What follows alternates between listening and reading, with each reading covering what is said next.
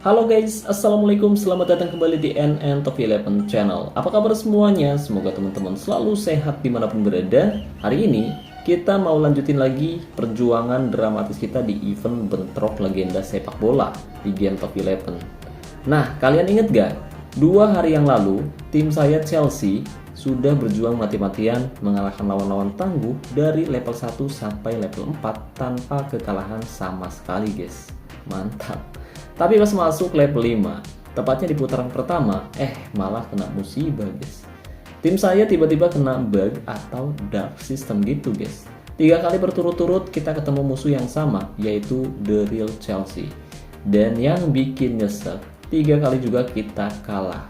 Padahal secara kualitas tim saya itu nggak jauh beda. Bahkan lawan yang lebih kuat dari itu saja pernah kita kalahkan guys.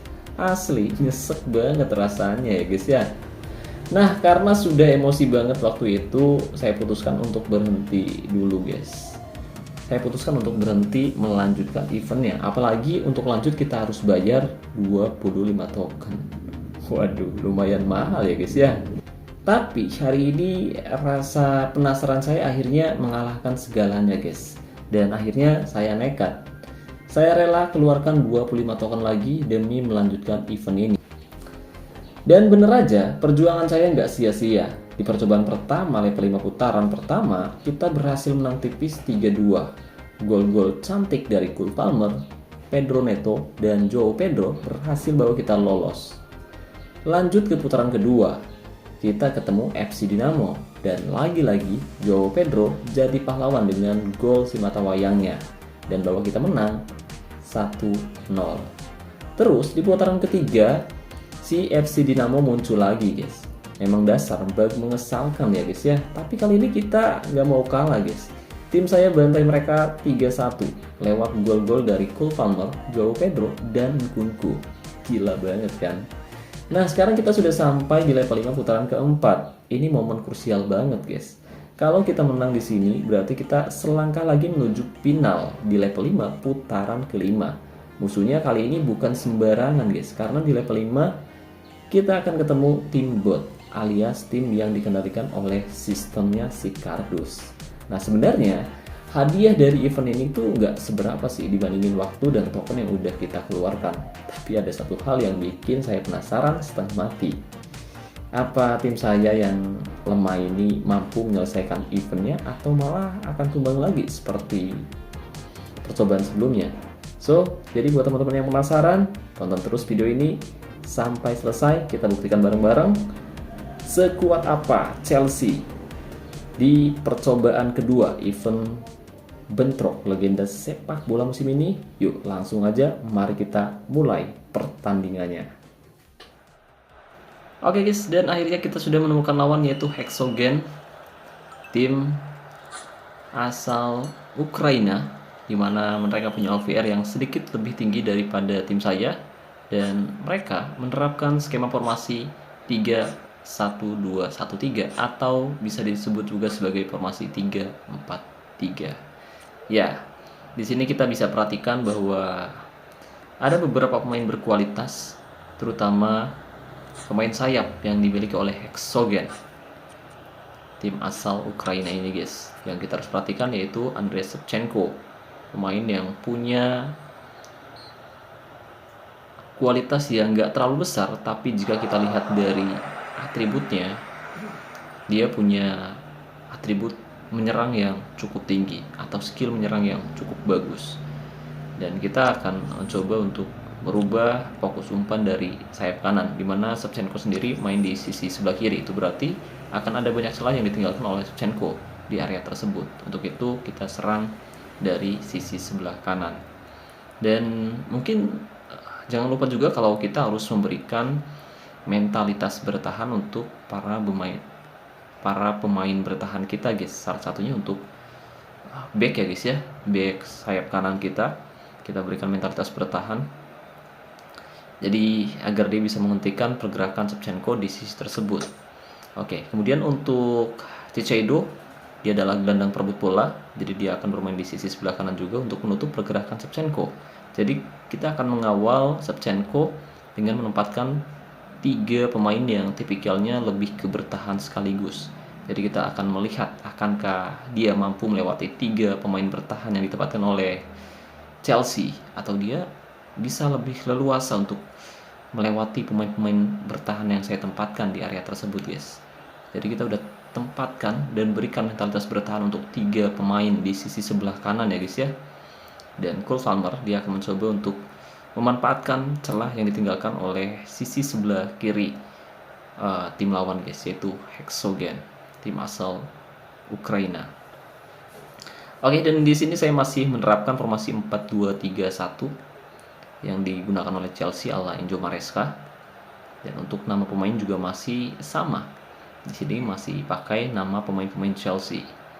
Jadi kita lihat pertandingan berlangsung sangat alot di babak pertama ya, guys ya. Tepatnya di menit ke-27, Kovalenko melakukan pelanggaran.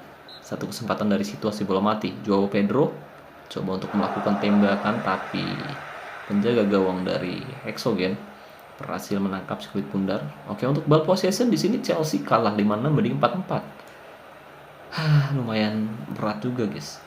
Jadi kita harus bisa bertahan dengan cukup baik. Serangan tim lawan kemungkinan besar akan lebih banyak dari sisi sebelah kiri ya, guys ya, atau dari sisi sebelah kanan lini pertahanan tim kita. Dan serangan balik dilakukan kali ini. Ticedo bagus, umpan Pedro Neto kali ini. Gol tercipta si botak, luar biasa. Bagus sekali Pedro Neto.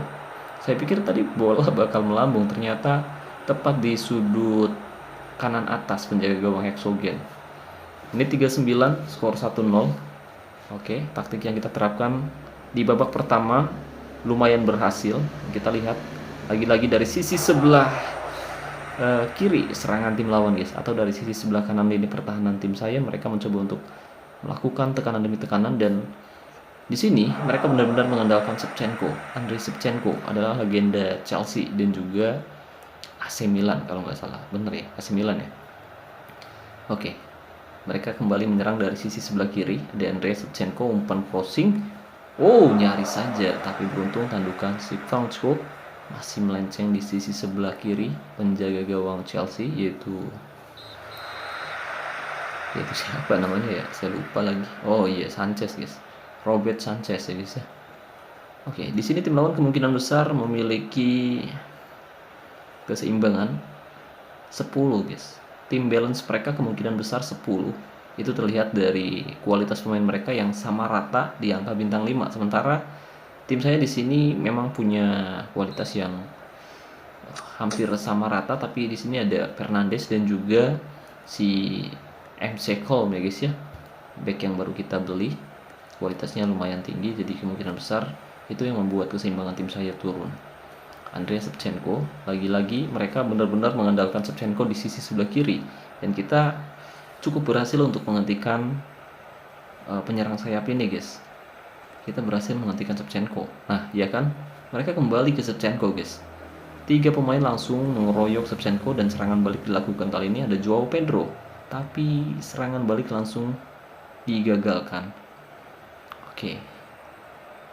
Kita akan memberikan form latihan menyerang kembali.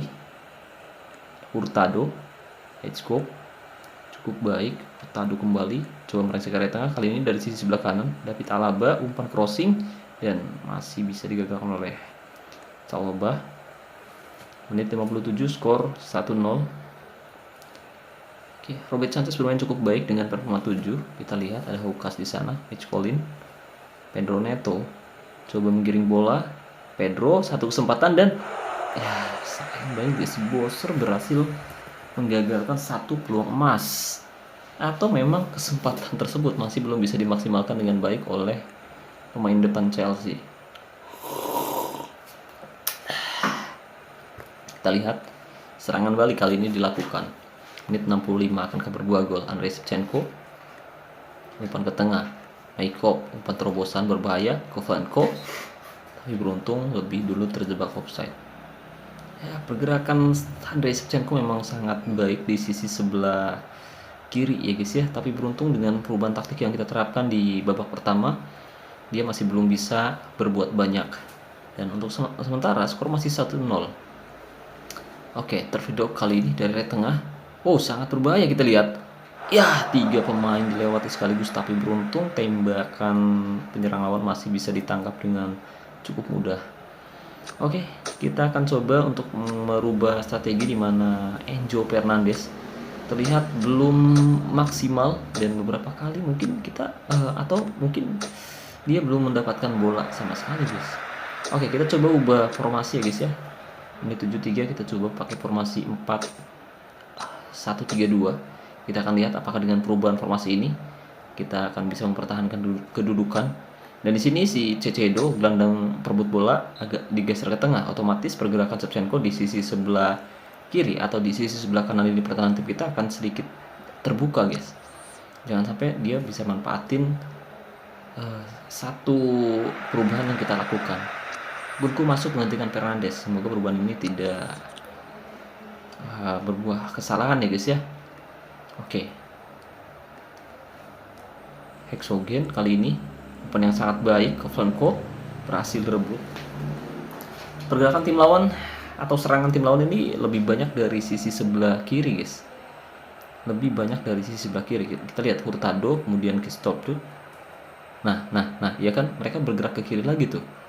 Sumboski dan astaga, gol tercipta, guys. Ternyata taktik yang kita terapkan berhasil dimanfaatkan oleh tim lawan, guys. Keluarnya Fernandes dan perubahan formasi yang kita terapkan ternyata menjadi titik lemah tim saya, guys. Waduh, kacau. Satu kesalahan langsung dihukum. Harusnya nggak usah ganti formasi ya. Rex James kali ini bagus sekali. Rex James umpan Cecedo bledang. Kacau. Oke. Ini 88. Aduh. Kadal.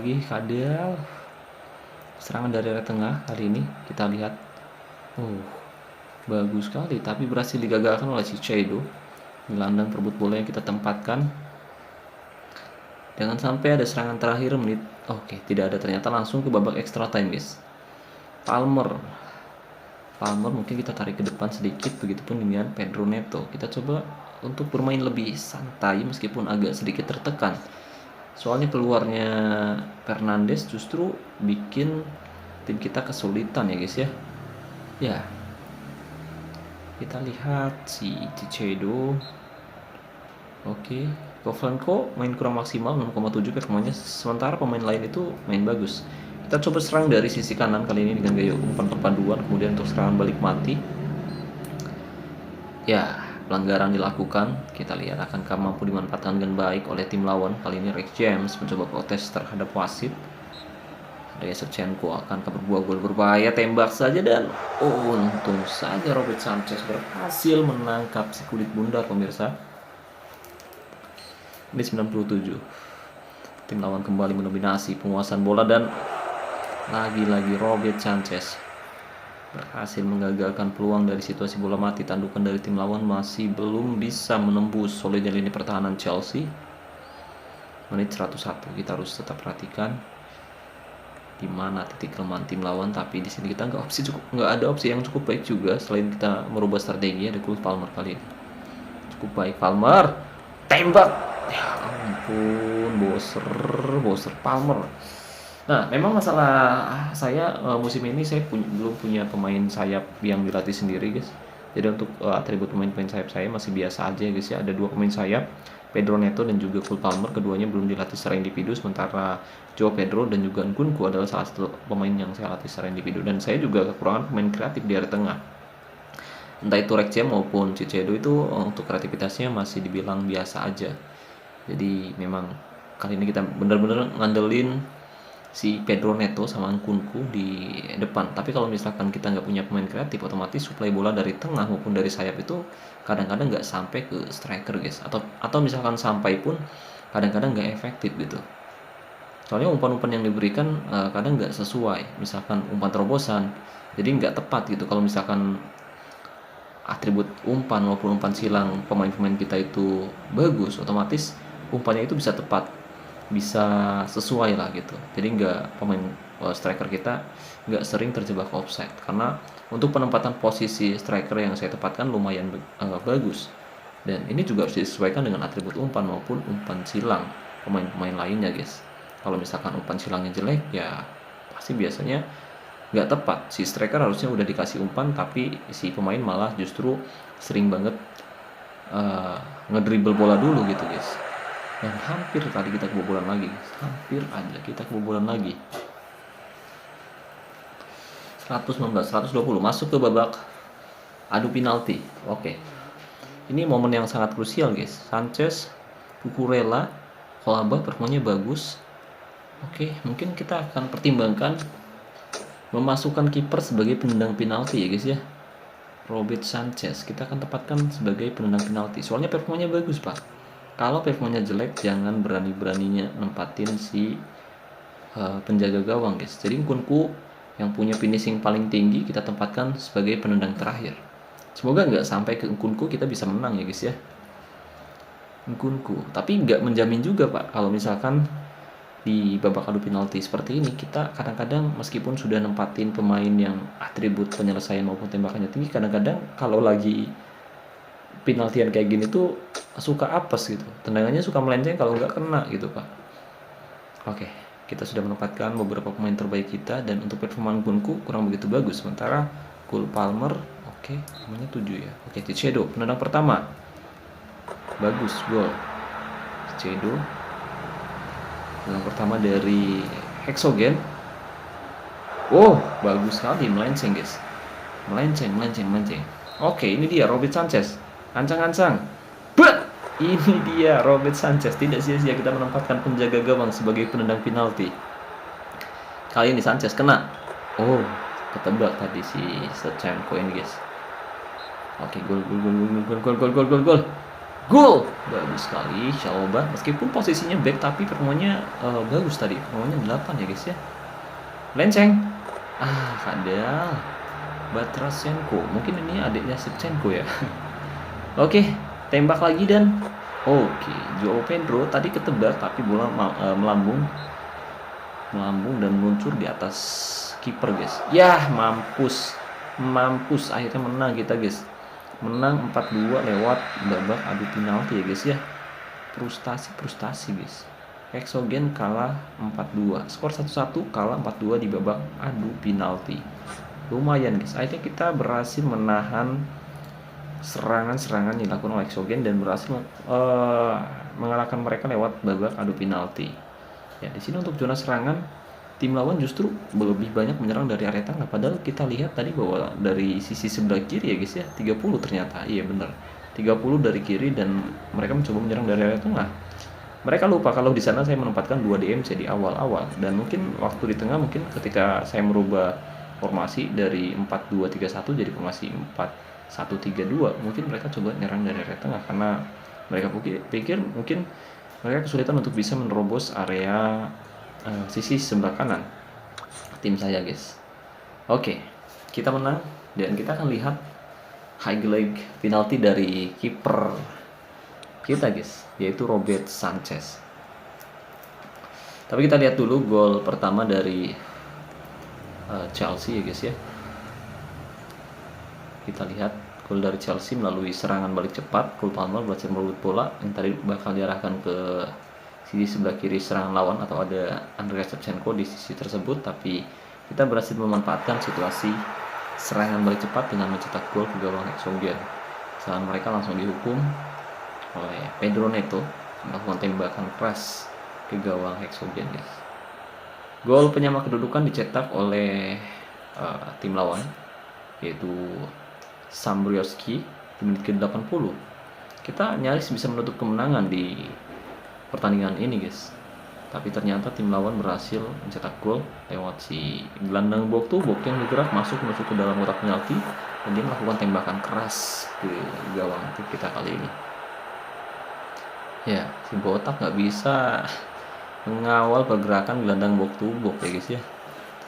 Nah, pertandingan pun berakhir dan kita masuk ke babak adu penalti, dan di sini saya agak terkesima dengan performa penjaga gawang tim saya guys, yaitu Robert Sanchez. Performanya cukup bagus dan ketika dia ditempatkan sebagai penendang penalti, dia berhasil memanfaatkan peluang tersebut jadi gol. Oke, dia nggak gugup sama sekali ya guys ya. Biasanya suka melenceng pak. Oke, dan ini dia penendang terakhir yaitu Samborski, pemain yang sebelumnya mencetak gol penyama kedudukan, tapi dia tidak mampu mencetak gol di babak adu penalti. Tembakannya melenceng di sisi sebelah kanan penjaga gawang Chelsea. Iya, itu dia, dan kita pun berhasil meraih kemenangan dengan skor 4-2 melalui babak adu penalti guys. Mantap ya guys ya. Oke, dan sekarang kita klaim hadiah pemain bintang berapa nih? Bintang 7 atau bintang 6? Kita coba lihat. Bibras Mizrahi, bintang 7 ternyata. Oke, kita berhasil mendapatkan pemain bintang 7, dan selanjutnya kita akan menghadapi Adapt and Attack FC. Membaca permainan, membuat penyesuaian, dan mengetahui para pemainmu. Oke, itu dia. Dan ya, seperti biasa kita harus melepas satu pemain untuk menandatangani kontrak pemain yang baru kita dapatkan dari event ini guys. Dan mungkin kita harus melepas satu pemain muda atau mungkin pemain yang udah dewasa atau udah tua. Tapi agar video ini durasinya nggak terlalu panjang, kita skip aja karena setelah kita menandatangani kontrak kita harus melatih pemain ini terlebih dahulu guys. Kita harus melatihnya terlebih dahulu dan nanti kita pastikan bonus ketajaman pemain udah maksimal ya guys ya. Oke guys, singkat cerita saya baru saja melatih pemain yang baru kita dapatkan dari event bentrok legenda sepak bola. Dan kita harus segera memulihkan kondisinya sebelum dia diturunkan jadi pemain utama guys. Karena pemain ini bakal kita masukkan agar kualitas tim kita nggak terlalu rendah ya guys ya. Agar kualitasnya nggak terlalu rendah. Jadi kita mungkin bisa mengimbangi tim lawan di level 5 putaran kelima atau di final event bentrok lagi. Aduh, kenapa dari Istri Will guys? Istri Will kampret ya. Kita ganti aja guys. Kira-kira negara mana yang cocok ya? Dari raut wajahnya sih mungkin Arab, kalau enggak Zimbabwe nggak mungkin juga pak. Masa Zimbabwe sih? Atau Zimbabwe aja ya? Kita ganti dulu guys. Jangan Istri Will. Istri Will kadal. Zimbabwe aja lah. Zimbabwe nggak cocok ding. Wajahnya nggak cocok. Mungkin Senegal, Rusia, Portugal, atau Norwegia. Norwegia nggak cocok juga ya. Belgia aja lah. Norwegia aja guys. Kita pakai Norwegia aja guys ya. Norwegia, kita ubah negaranya jadi Norwegia. Ini bisa-bisanya Istri Will sih. Ada. Oke, dan selanjutnya agar kualitas tim kita nggak terlalu rendah, jadi kita harus masukkan si Mizrahi ini guys. Kita masukkan si Mizrahi dan formasinya kita ubah jadi formasi 4-1-3-2. 4-1-3-2, formasi yang kita terapkan juga di pertandingan sebelumnya, tepatnya di babak kedua tadi ya guys ya. Dan sebenarnya kita kesulitan pakai formasi ini karena kurangnya pemain di area tengah. Di sini kita hanya ngandelin satu pemain tengah, dan untuk taktik masih sama seperti di sebelumnya. Kita masih pakai taktik bertahan, atau mungkin kita ubah aja. Masih aja pakai taktik bertahan ya. Kita masih pakai taktik bertahan aja guys. Kemudian untuk penempatan posisi mungkin si Mizrahi kaki kiri ditempatin di sisi sebelah kanan, sementara Joao Pedro yang kedua kakinya bagus, jadi kita tempatkan di sisi sebelah kiri. Oke, dan sekarang mari kita lanjutkan eventnya guys. Dan di sini kita sudah sampai level terakhir ya guys ya. Level 5 putaran kelima. Dan jika kita menang, kita akan mendapatkan hadiah 60 token plus prestasi istimewa. Dan kita akan menggunakan laga langsung karena lawan yang akan kita hadapi OVR-nya lumayan tinggi, yaitu 100 versus 93,6. Ya, sebelum pertandingan berlangsung, mari kita ngopi biar kita hoki.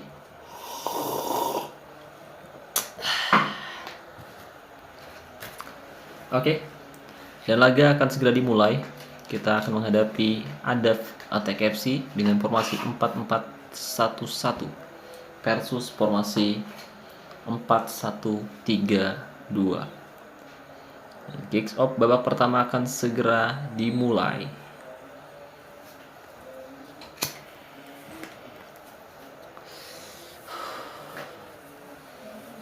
Oke guys. Dan di sini kita akan memberikan instruksi menyerang ke pemain-pemain kita sejak menit awal. Seperti biasa, peningkatan performa terlihat dari pemain Adapt and Attack FC, atau kita sebut saja AAFC. Joao Pedro, oke. Rex James melebar ke sisi sebelah kiri, ada Pedro Neto, tanduk saja, tapi tandukan Mizrahi masih melambung keluar lapangan. Dan di sini ada satu pemain bintang 8. Harusnya tim lawan sih nggak seimbang harusnya ya guys ya. Skuadnya nggak balance, tapi karena ini adalah timnya si Kardus dan baru aja ngomong kada jebol kampret. Alah, onside lagi. Ya, bener onside, Pak.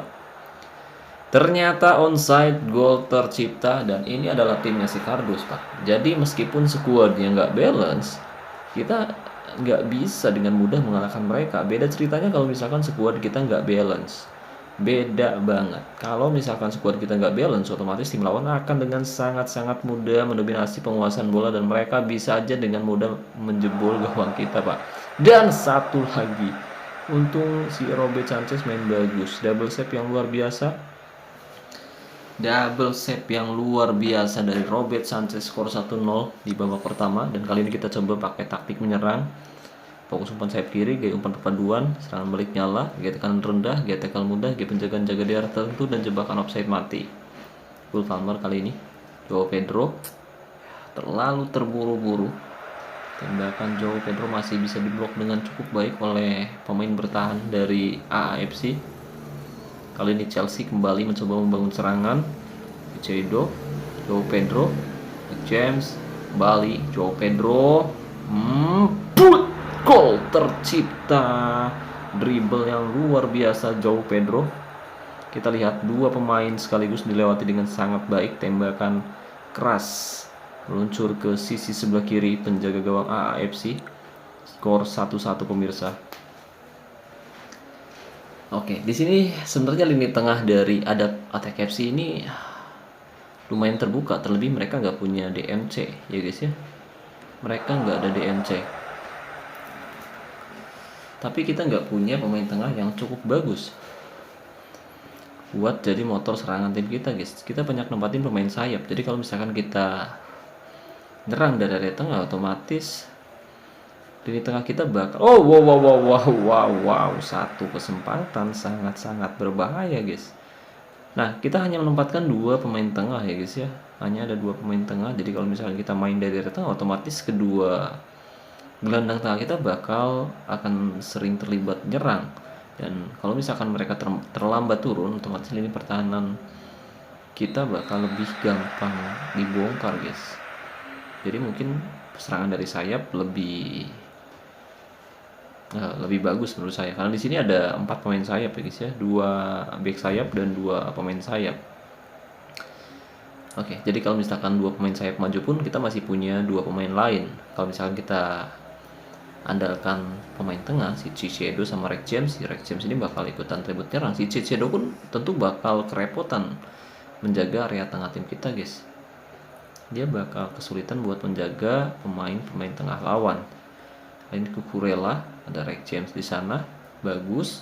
Rex James kasih Cucurella, umpan crossing. Ini dia gol kembali tercipta, salto yang luar biasa lewat umpan crossing dari Cucurella.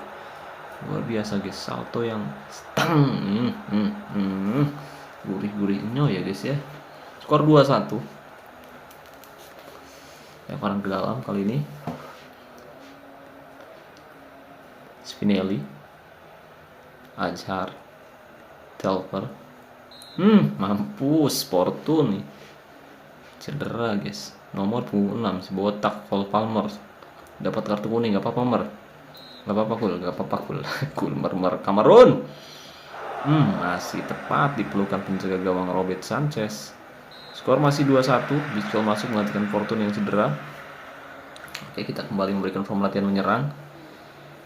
Oke, comeback yang luar biasa. Spinelli dari tengah, bagus Ciciedo. Dan itu yang saya maksud guys. Jadi kalau misalnya kita serang dari tengah, otomatis Ciciedo ini bakal sering terlambat turun pak. Jadi sangat-sangat beresiko ya guys ya. Terlebih pemain-pemain tengah saya juga nggak kreatif. Jadi kalau misalkan kita ada 2 pemain tengah agak lebih baik lah menurut saya. Di sini kita mengandalkan umpan-umpan crossing ke depan dan shit. Tandukan si Mizrahi masih bisa diblok dengan sangat baik sekali. Oke, Mizrahi pemain bintang 7, bintangnya doang yang tinggi pak, performanya kalah sama pemain bintang 5, kan kocak ya. Pemain bansos performanya kurang begitu bagus. Serangan balik kali ini Mizrahi, umpan kocak, umpan astaga, terlambat. Blow on. Menit 63, skor masih 2-1. Kita masih mencoba untuk bisa mempertahankan kedudukan di babak kedua. Cukurella, Klim, Shadow, Pedro Neto, umpan terobosan maksudnya.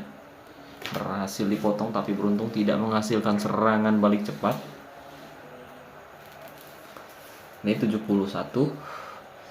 Tendangan sudut kali ini Mizrahi. Pedro nyaris saja mencetak gol kembali lewat salto tapi masih melambung keluar lapangan. Oke, tetap tenang. Mungkin saatnya kita masukkan si Santos. Cole Palmer main kurang begitu maksimal, apalagi dia dapat kartu kuning ya guys ya. Tapi semoga ini nggak menjadi kesalahan seperti pertandingan sebelumnya guys. Tadi kita masukkan Palmer dan juga Nkunku ya guys ya. Ini 80, Santos masuk menggantikan Palmer. Oke. Nah si Santos sendiri pemain yang emang OVR-nya rendah, tapi dia punya skill menyerang yang cukup bagus, terutama untuk atribut umpan dan juga atribut umpan crossingnya guys. Dan sekarang kita coba masukkan Nkunku. Nkunku juga sama, meskipun OVR-nya rendah, tapi dia punya skill menyerang yang sangat bagus dan OVR penyelesaian serta tembakannya ada di angka 300%-an guys. Jadi harusnya meskipun OVR tinggi nggak ngaruh ke gameplay pertandingan, tapi mungkin kalau misalkan lawannya sistemnya si kardus, shit anjir. Tapi kalau misalkan lawannya si kardus ya tentu beda cerita ya guys ya. Mungkin atribut jadi biasa aja guys. Yang penting OVR-nya tinggi gitu mungkin guys. Kalau lawannya si kardus guys. Dan ini menit-menit akhir pertandingan, menit 89 serangan terakhir dilakukan oleh AFC. Jangan sampai berbuah gol. Tifler Ajar kali ini tembakan yang sangat baik, tembakan yang luar biasa bagus, dan tentu ini adalah match terakhir kita di laga kali ini dan pertandingan pun berakhir untuk kemenangan Chelsea dengan skor tipis 2-1. Ya, comeback yang luar biasa setelah kita sebelumnya kalah di level 5 putaran pertama menghadapi The Real Chelsea FC, dan akhirnya kita berhasil mengalahkan semua lawan di level 5. Jadi kekalahan kita hanya menghadapi Chelsea aja guys. Chelsea versus Chelsea, dan ternyata The Real Chelsea yang menang pak. Chelsea saya berarti abal-abal ya. Ternyata setelah kekalahan tersebut tim saya berhasil mengalahkan semua lawan di level 5 putaran ke 1 sampai 5. Jadi kita kalah 3 kali ketemunya, kita menghabiskan semua sesi gratis, dan setelah itu kita bayar 25 token, dan akhirnya kita berhasil meraih kemenangan dengan ya sangat luar biasa, karena kita menghabiskan waktu berjam-jam untuk pertandingan di level 5. Bukan berjam-jam sih, lebih tepatnya mungkin 1,5 jam. Jadi saya cut aja videonya biar nggak terlalu lama ya guys ya. Kita cut soalnya kalau misalkan kita nggak potong-potong otomatis durasinya mungkin 1,5 jam lah, lama banget. Oke, di sini untuk man of the match sendiri yaitu Ciciedo dengan normal 8,2. Dia bermain sangat bagus di area tengah. Rekcem juga main bagus. Cole Palmer seperti dugaan kita bahwa dia bermain kurang maksimal, kita ganti. Kemudian si Kampret juga kita ganti, tadi striker yang sebelumnya didatangkan dari Israel Kadel langsung kita ganti pak, langsung jadi ke Norwegia ya guys ya. Nggak ada Israelan guys. Fortune. Nah ini gol pertama dari tim lawan melalui gol salto dan dibalas oleh gol salto. Langsung selebrasi. Ini sempat ada potensi offside juga sih. PR lihat ada potensi offside tapi ternyata onside.